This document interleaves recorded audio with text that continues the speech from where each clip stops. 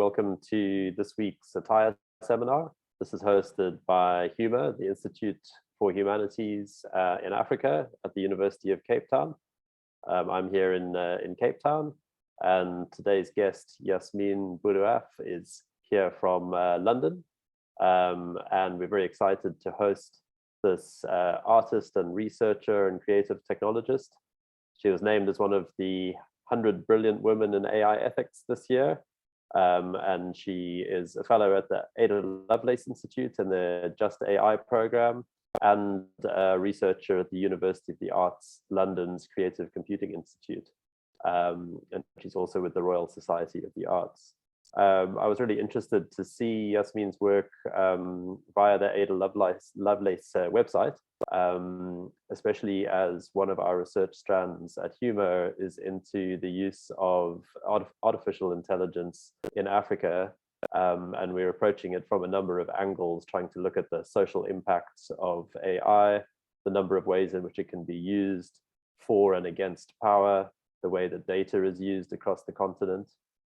In my own work, I practice as an artist and a researcher, and we've been interested in this series in hosting artist researchers amongst many other types of researchers on this platform.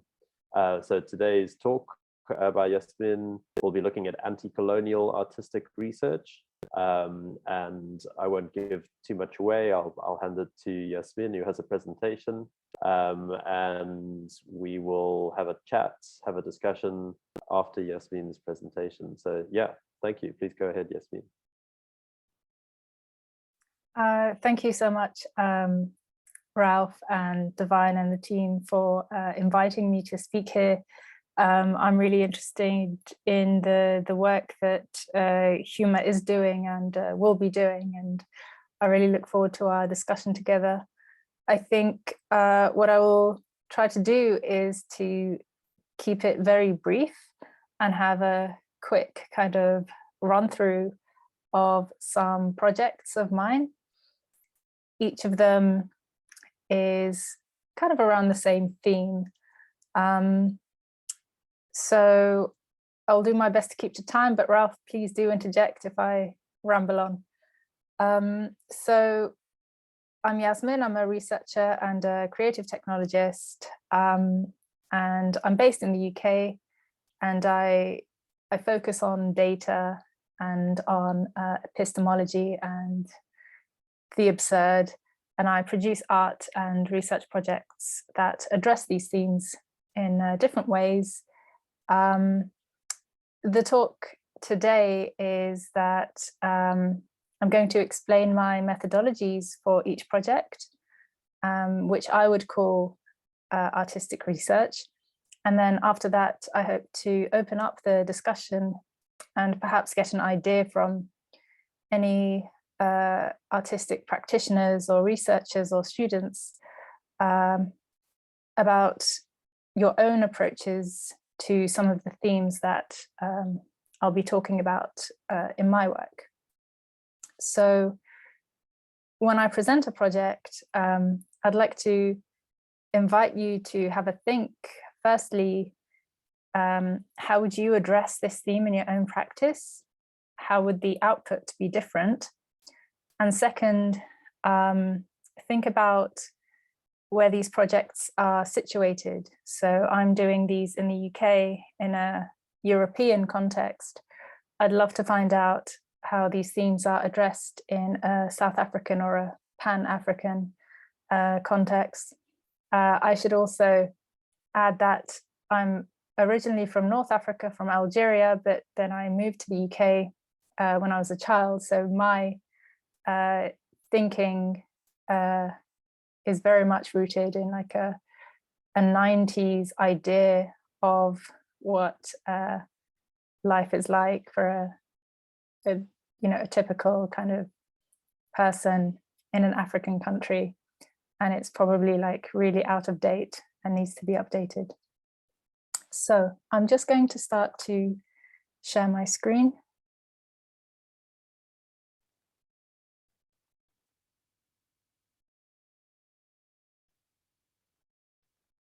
Okay.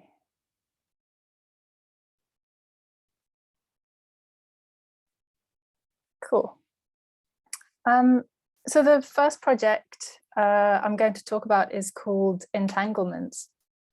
And I'm going to use IBM as a reference point to kind of set the scene for what I'll be talking about. So IBM is a technology company. It's over 100 years old, and it's existed in various forms.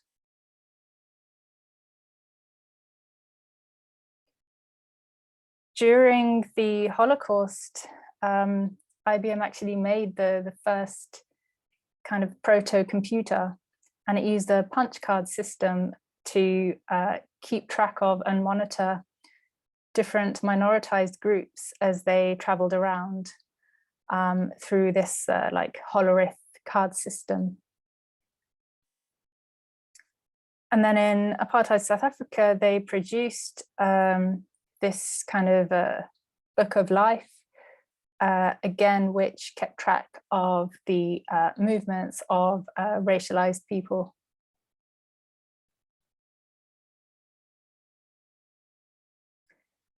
In a more modern context, IBM produces this predictive policing software that gathers lots and lots of data and then claims, although this has not been independently verified, that the software can predict crime before it happens, and so has kind of various police authorities, ready for action. This is a screenshot of a very kind of snazzy promo video for it. And it's kind of ridiculous, and it's like has a policeman waiting outside a shop, and the so-called the criminal kind of comes in, and before he can commit any crime, he kind of turns away because, oh, the predictive software has worked.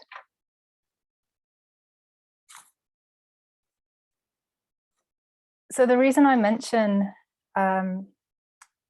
this use of data by this tech company is to point out how data capture is producing a resurgence of this kind of pseudoscientific practice called physiognomy, where we assume personal character traits of people based on their physical characteristics.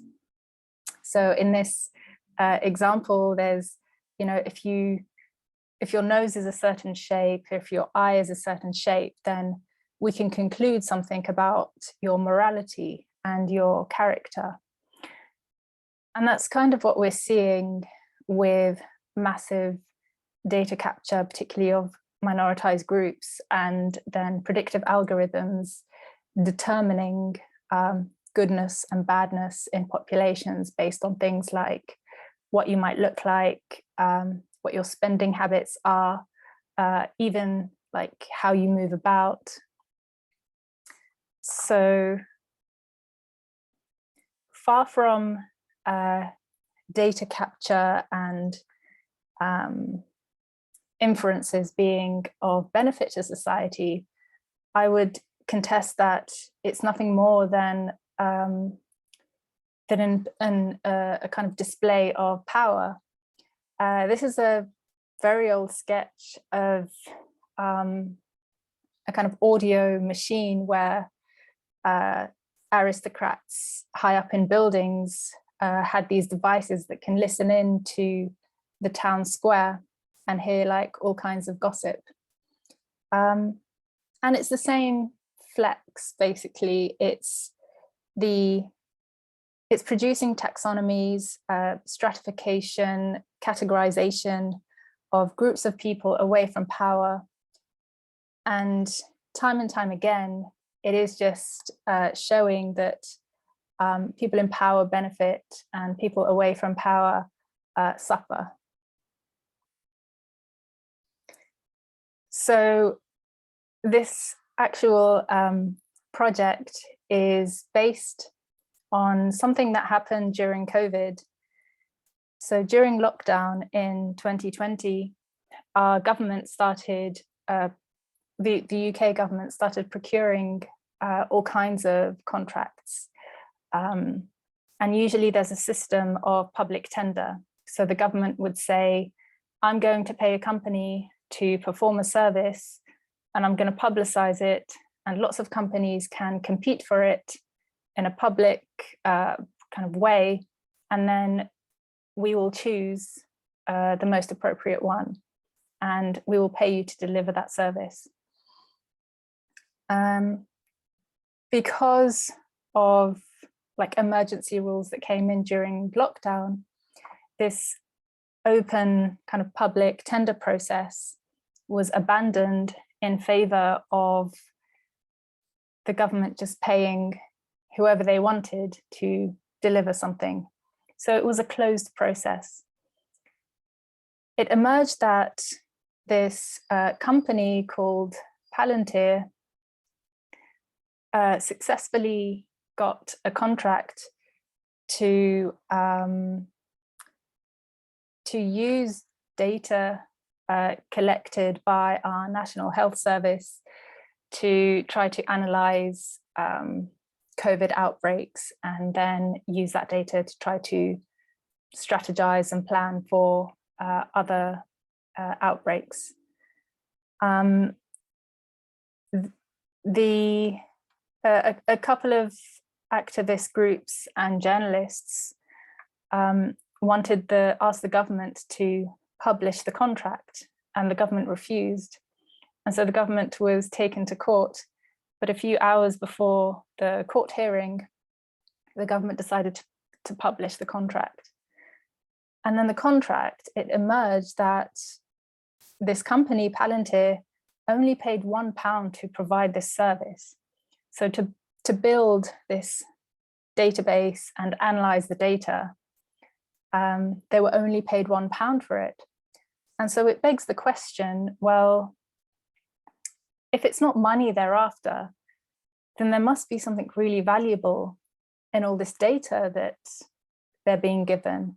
And this data is our healthcare data.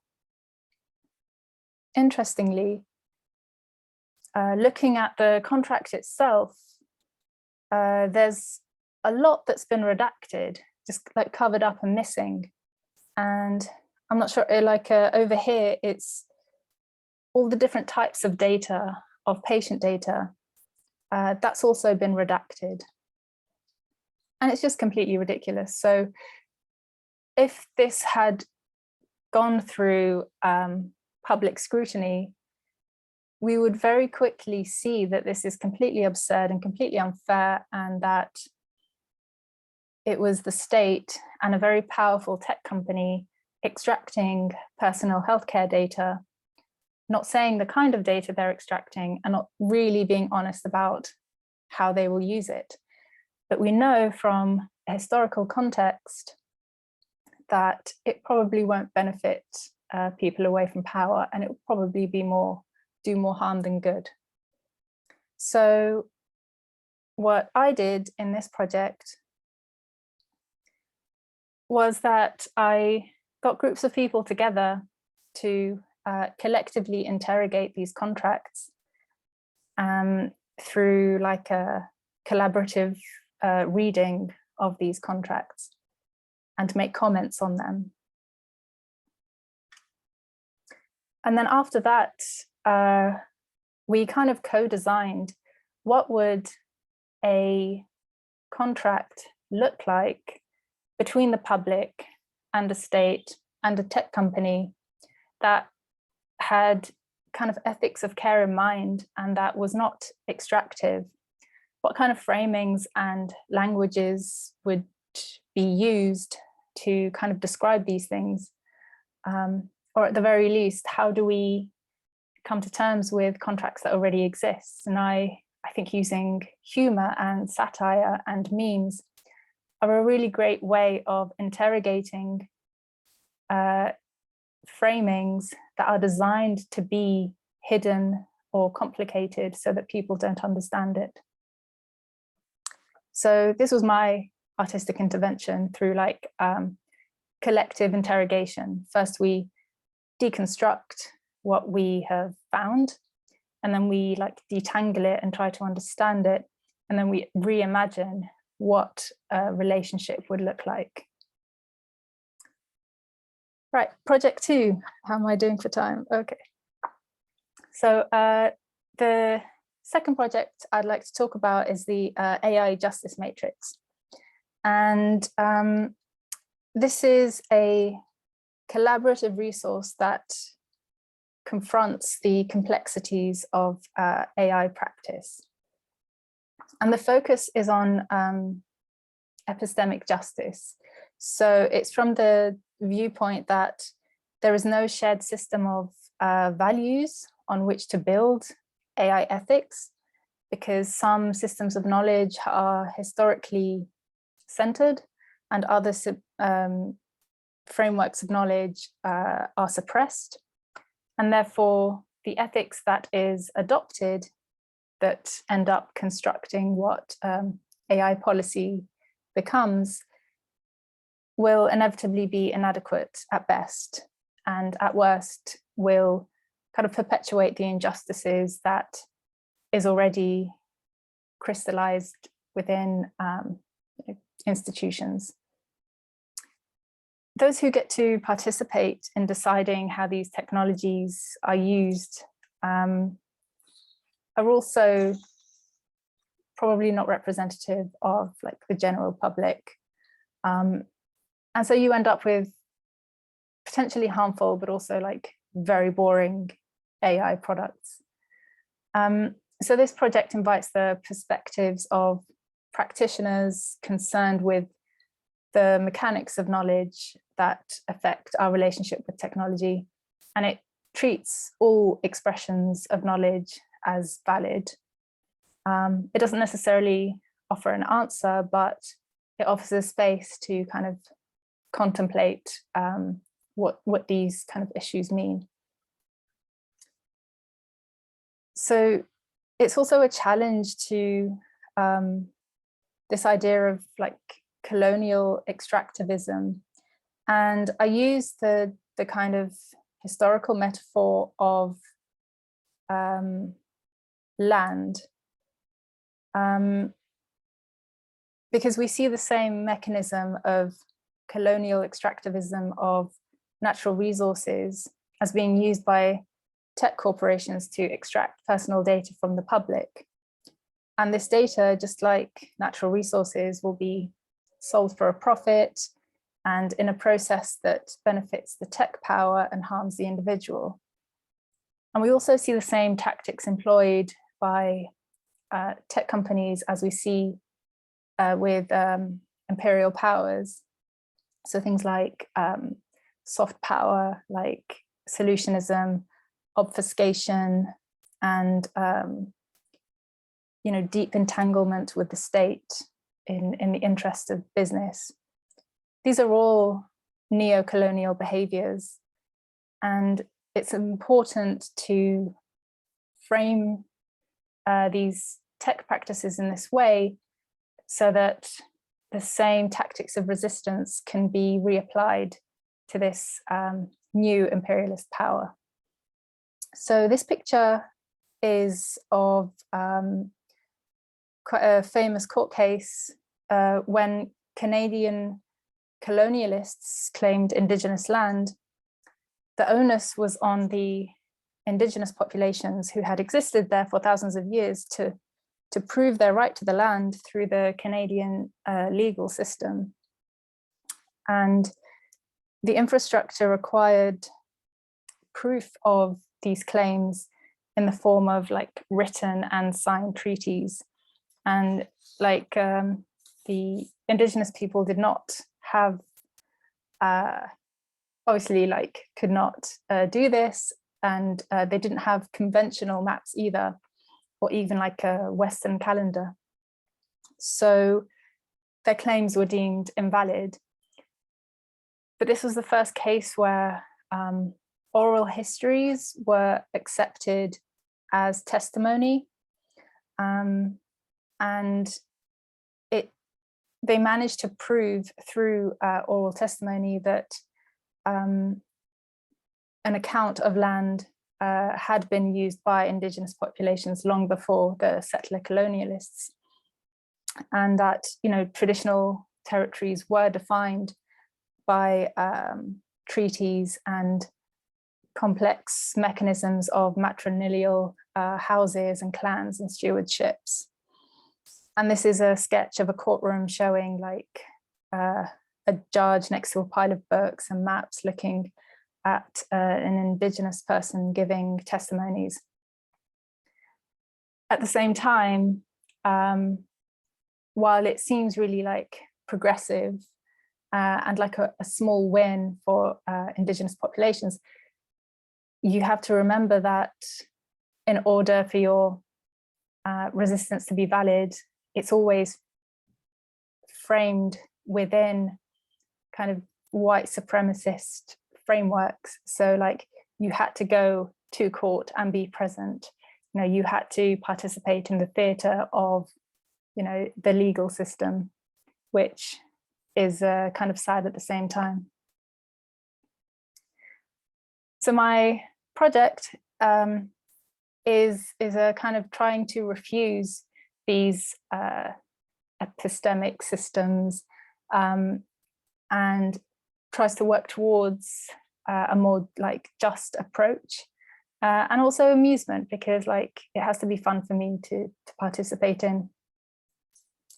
I don't think I will go into this, but it's like a wacky thing where this guy was interviewed, and it's just the idea that even if you perform how they want you to perform, in a kind of, the thing about whiteness is that it's mercurial. It's not really about a physical attribute. It's whiteness is assigned and taken away quite depending on, you know, what the power wants of you. So whiteness was assigned to Ukrainians recently, and this guy came on the news and said, you know, they have blonde hair and they have blue eyes, they're just like us, they need our help. And then whiteness was taken away like from Russians and from Eastern Europeans during Brexit. And so trying to appease the kind of white gaze, or like the imperial gaze, when you're trying to fight for justice, I feel can kind of be futile, because that it can be taken away from you. I use the metaphor of mycelium fungal structures to construct an online platform that different people can add to. So I'll soon be inviting contributors to start their own nodes and write something in relation to other nodes, loosely on this idea of AI, ethics, data. And this is kind of a challenge to policy craft in general. And everybody is treated as equally valid. And then within there, so I've got a couple of contributions so far. It challenges this idea of like a universal ethics system. It challenges the idea of like feminism. Right, project 3. And I'm really sorry if I'm like going a bit fast and erratically. But this project is called Amphibian Populations of London.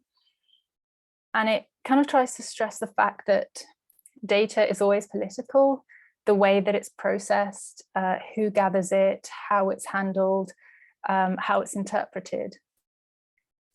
And therefore, an ethics of care should be adopted at every stage of that process.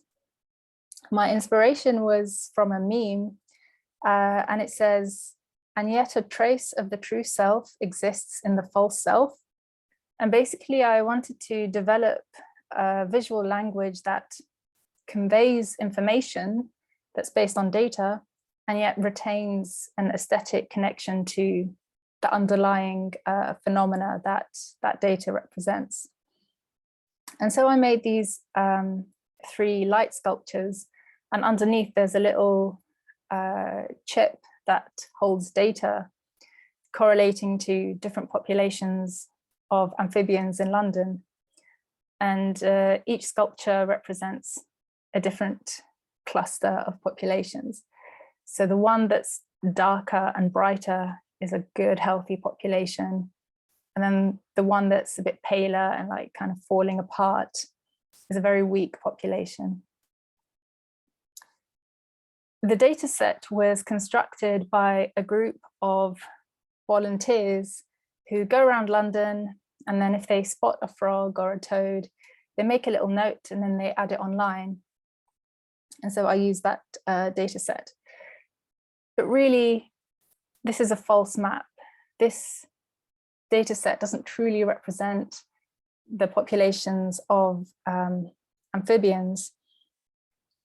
What it actually represents is a group of people with leisure time and a level of education, and maybe they live in an area that is relatively clean to be able to go out and record these populations. So it's not really about amphibians, it's about how databases are curated and what these databases truly represent.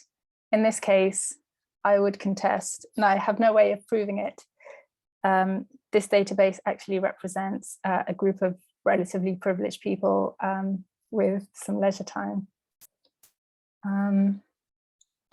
Finally, I'll just mention it. I'm working on a project that tries to give an example of how a database can be constructed that is non-extractive and that tries to be anti-colonial.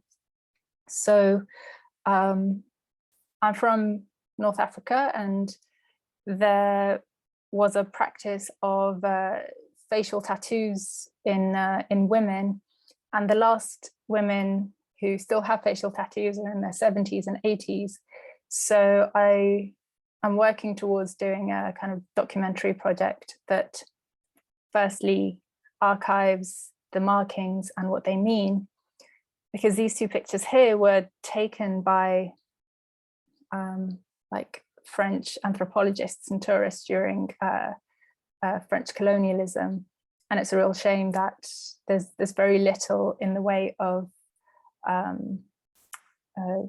documentation that was produced by actual indigenous people.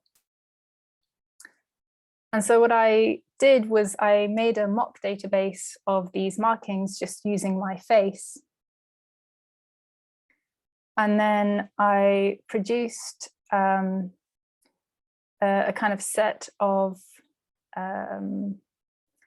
patterns generated using AI software. And what I propose is that it is possible to produce databases and use AI technologies while still not capturing biometric data.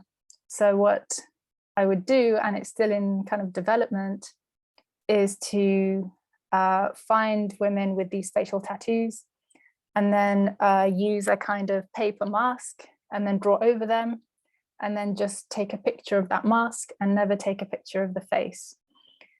What I want to avoid doing is contributing to biometric databases that are then used by hostile powers against people, while still doing this piece of cultural archive work that captures and maintains this like incredible practice and also becomes a resource for further artistic work. Okay, that's it from me. Thank you. Thank you very much, Yasmine. That was great. I loved your associative kind of path into that material as well, looking across IBM's role in both Nazi Germany and South Africa.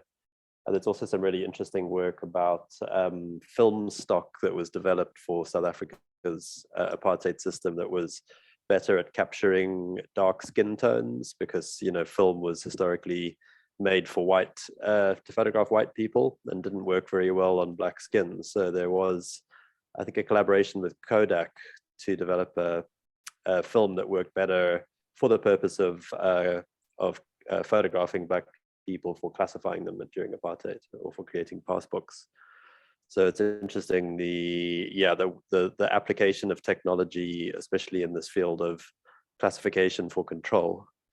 I think you also, you've also highlighted how openness and, information being shown or being hidden can be about power. When you talk about the Palantir example of that was hidden, and that's, power can be concealed, the details can be redacted, but if you're an ordinary person, then your information gets captured and, and used. So great, yeah, thank you. Would anybody in the audience like to respond to Yasmine, or bring in any of your own material to this? You're welcome to use your little Zoom hands, or speak if you'd like to.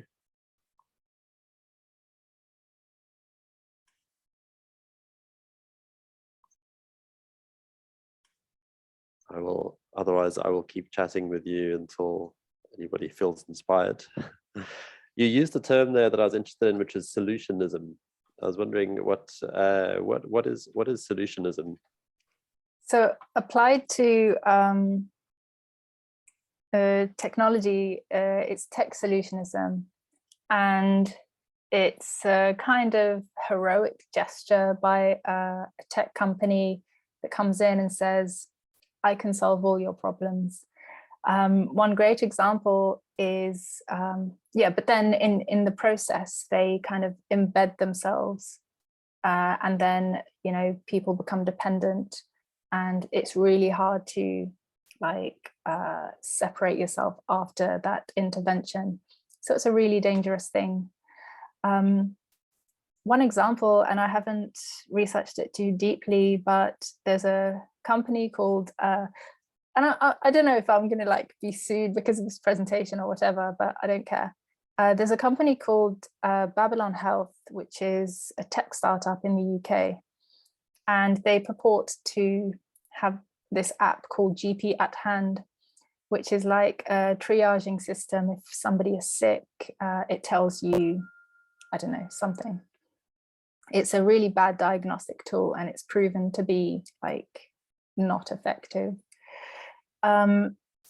They offered this solution of, instead of physically going to the GP, you can use this thing and have that as this triage system. The same company partnered with the national healthcare provider in Rwanda, and basically integrated themselves with the kind of national app. And it was really bizarre, because if somebody wanted to use the standard app, they would have to go through them. And then, as far as I know, I looked at the terms and conditions, and they were not in the kind of local languages. And so it was well, if I want to use this service, I have no choice but to submit to participating in this. So it was offered as a solution for farmers far away, can't go and see a doctor very quickly. But at the same time, it's a form of capture that you can't really get out of. So this solutionist approach, I think, is always a dangerous thing, especially when you come into a system where opt-out isn't really possible or reasonable. Yeah, Yeah, in fact, one of our colleagues who's not in the room right now is looking at the Babylon health system in Rwanda as part of her research, as a part of her PhD really? research. Yeah, so she'll be interested to hear your comments about it. Yeah, I mean, I think that model is quite familiar, even on the level of, say, in Cape Town, there's a bus service that the municipality set up, but the bus cards are run by a local bank. So they create the cards, and you pay, you put the money on a card and an account that's associated with a commercial interest. So they're a layer. So I guess it's those public-private partnerships, I guess, where you get private companies offering public services, but they're not bound by the same laws that apply to the state about access to information or protection of your information and so on. Yeah, it's also an interesting area where you can document agency or lack of agency. So in the UK right now, because of the cost of living crisis and the energy crisis, what the government is doing is giving each household a little bit of money, or rather giving energy companies some money to reduce our energy bills. And so they're capturing all this data to that these energy companies will give to the government. And then I read on the website just last week that this data will be shared with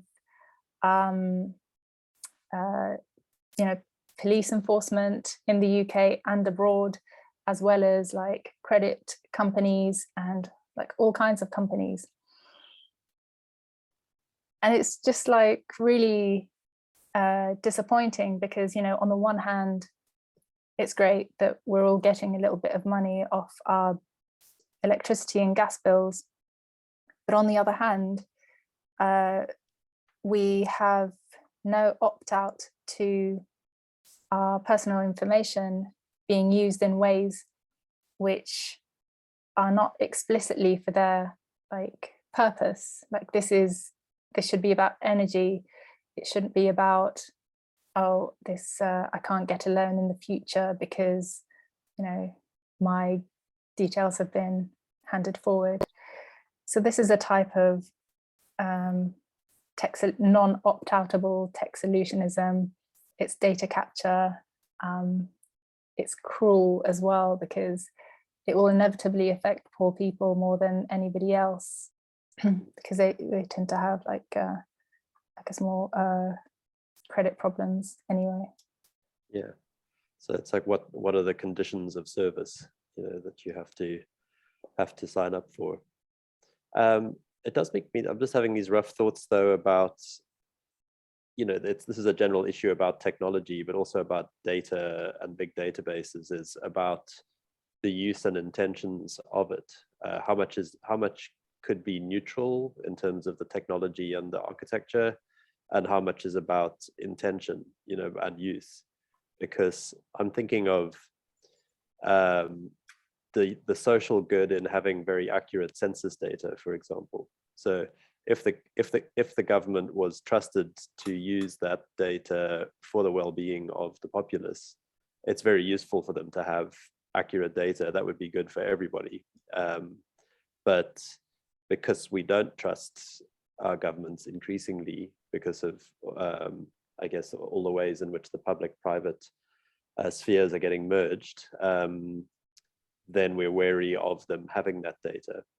So I wonder what ways they are of kind of inquiring into or antagonizing that aspect of it, the sort of the aims or the intentions of that practice.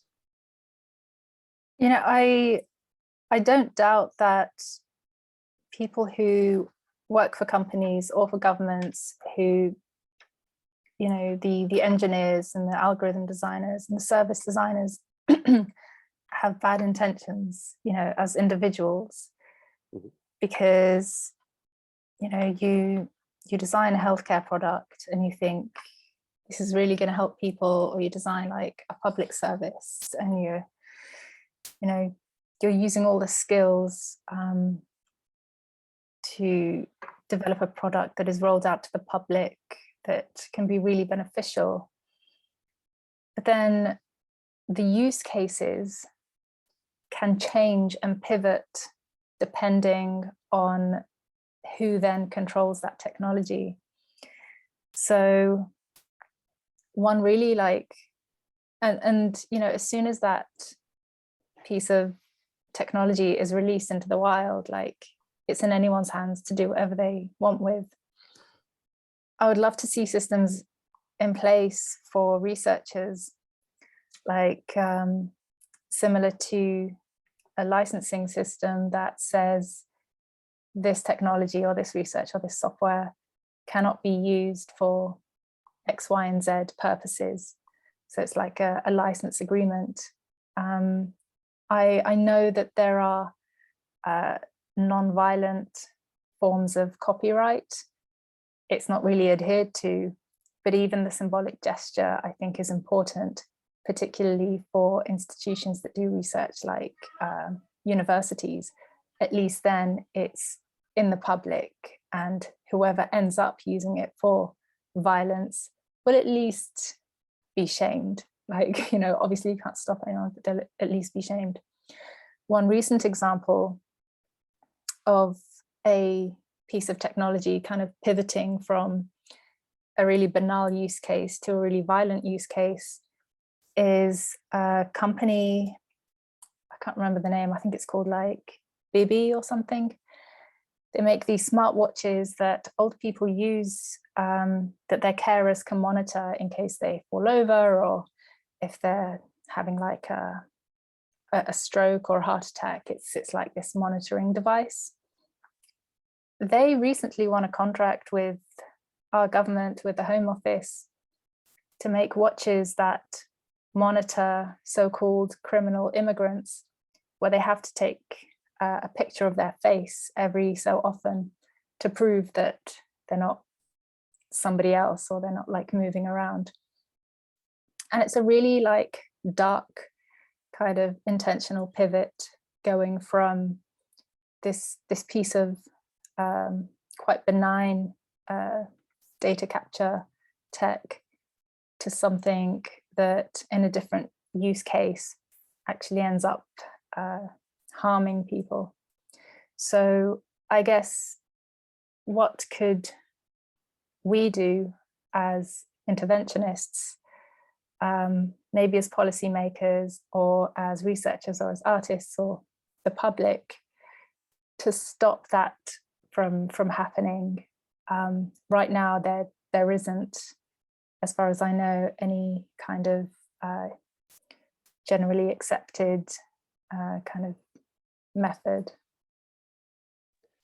Yeah, I think that, I mean, perhaps one of the practices that discursive designers and interventionist artists have is to perhaps take a technology and imagine the negative uses for it and then depict those. So you could sort of foreshadow the negative use of a technology like that as a way of demonstrating how it could be used. Also, something that hackers, white hat hackers do is demonstrate how you can exploit loopholes in software. I've got a question and point from my colleague Amina Suleimani, and she says she can't talk where she is at the moment, but I'm going to read out what she said so the audience can hear it as well. So she says, I love that you pointed out the notion of universal ethics for the universal machine. I'm currently trying to understand ethics from the standpoint of individuals who are in the architecture of the algorithms. However, it seems that the reference point is, well, it's basic human rights, which is also problematic in its own way. I'm just curious about what you think about how ethics can be contextualized. I think it's probably moving towards what you described, of this kind of using one's imagination to develop scenarios for this technology, rather than at the end point, which is generally what happens, but at the very, very early stages. So at the design stage, I had a a weird interaction with a software developer who, you know, was designing these earbuds that go into your ear, and they track all kinds of like your pulse, your temperature, your location, obviously attached to your identity. And I just said, you know, what systems have you put in place to stop it from being used against the person that it's monitoring? And he just said, you know, actually, that's not really my, well, he basically shrugged and said, that's not my problem. You know, how it gets used, I have no control over that. And so I think trying to make people at the early stages, the software designers and engineers, realize that they do have agency, and that they should be held accountable in some way for how it eventually gets used, is probably a good thing. But then how do you describe that type of ethics, right? How do you stop? Because the counter argument would be, well, in that case, you can't have innovation if everybody's too scared to get into trouble for producing something. Maybe instilling a little bit of fear and responsibility into this kind of pipeline might be a good thing. What kind of ethics would that be? Yeah, I guess contextualizing it in the real world is probably the way to go, because so much of design is so abstract, right? You have things like a user and a user journey and user profiles, and these are all like really abstract terms and abstract people, but then anchoring it into the real world at the very, very early stages of, you know, this could impact this person in this way, and this person is a real human being, and you'd be responsible for that, I would suggest is one possibility. Yeah, perhaps even trying to proof something against negative uses as far as possible, maybe in really exaggerated ways if it's more of an art project than a product. But yeah, I mean, it says, thank you so much, Yasmine. So just perhaps turning the question to process, your practice and your process. So you're in the creative computing division of UAL department, and you're an artist and a creative technologist and a researcher. And so you're working across fields and approaches. Is there anything that you would want to say about what the value of, you know, creative processes or artistic processes is for doing work in this area, for doing research? Yeah, compared to traditional research, where its output is usually a piece of tech or a piece of writing, I'm kind of medium agnostic. So the appropriate medium could be a sculpture, or it could be an intervention, or it could be like an online platform. And I think that's really appropriate, because different projects and processes of inquiry like require different outputs. And I think that artistic research, in the way that I understand it, means that you have to design for the subject that you're interrogating, and not start from a position of, I am a painter, therefore the output will be a painting. I think that it's really good to be open to different mediums and different collaborations, because it's important to keep up with the way that the world changes. And so to restrict yourself, I think, would mean that you're always falling behind. And I can guarantee that, you know, violent tech actors are moving very fast, and they are capturing like so many creative minds. So I feel that it's imperative to like maintain a kind of momentum and an open practice, and be open to creative processes and new ways of doing things. Thank you very much. Yeah, I really like that explanation, and I think it is something that we are taught as contemporary artists, is to question the medium that we use and to question the forms that we receive. So I think, yeah, the idea that you don't start out knowing what form you're going to have at the end as your output is very appropriate. Yeah, it's also a bit of a struggle, because I would say that I exist as a para-academic, so kind of I try to be as independent as possible and not work through an institution, and any project that I develop, I try to spin out and have it become independent. But the downside of that is that you don't get the infrastructure of an institution as protection, and it's very hard to exist as a truly independent practitioner. However, I would say that it gives the opportunity to collaborate with other people in a really like meaningful, kind of equitable way. Yeah, right.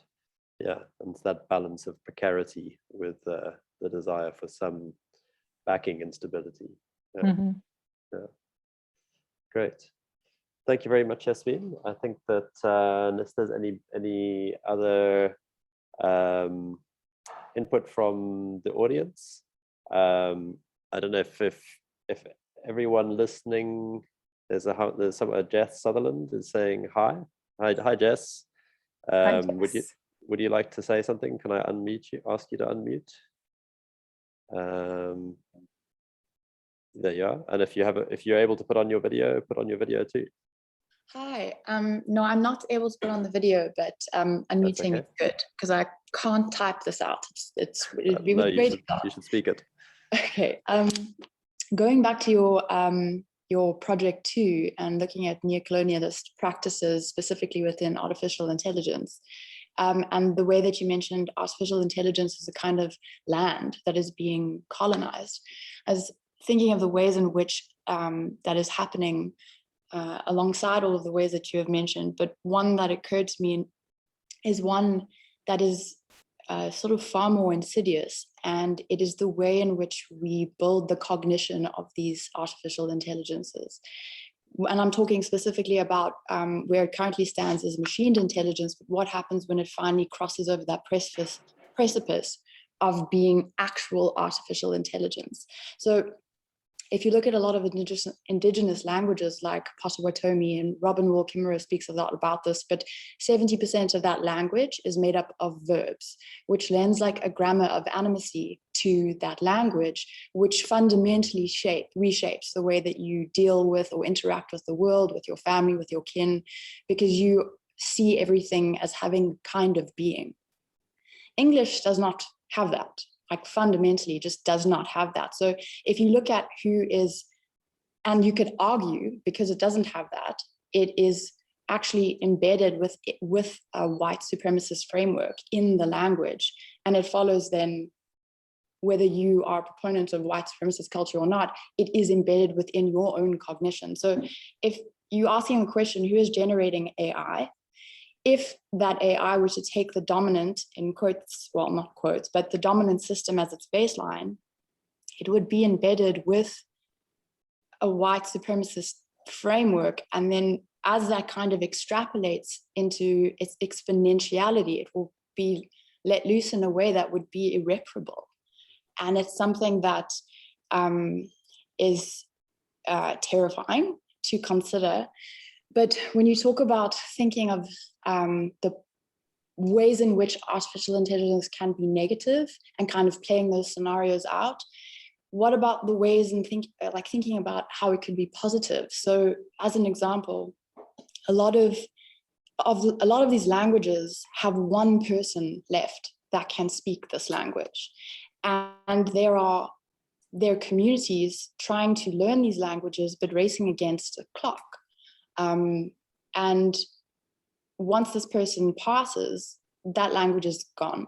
But an AI could potentially learn a language faster than a human could, and then store that language and archive it, like you suggested with your archiving of the facial tattoos, and have it then be preserved, fundamentally available always, so that we can take the time to actually repair what colonialism has damaged, rather than just have everyone be subjected to our biological sort of clocks in a way. Anyway, that was the thought. I hope that made some kind of sense, because I've been trying to build that in my mind for a little bit. But if you have any thoughts on that, I'd really love to hear that. Jess, that makes a lot of sense. I think, firstly, in a way, it already has happened, because, you know, whenever a colonizing power comes into a land, one of the first things they do is like make it illegal to use your own language, or they like impose their language. And so it is quite well documented, the social effects that has, if you can no longer address your kin in such terms, like so much more than, you know, just the words are lost. It's kind of the kind of social fabric like really falls apart, and that's a real intentional tactic. And the idea that, you know, with you know, artificial intelligence proper,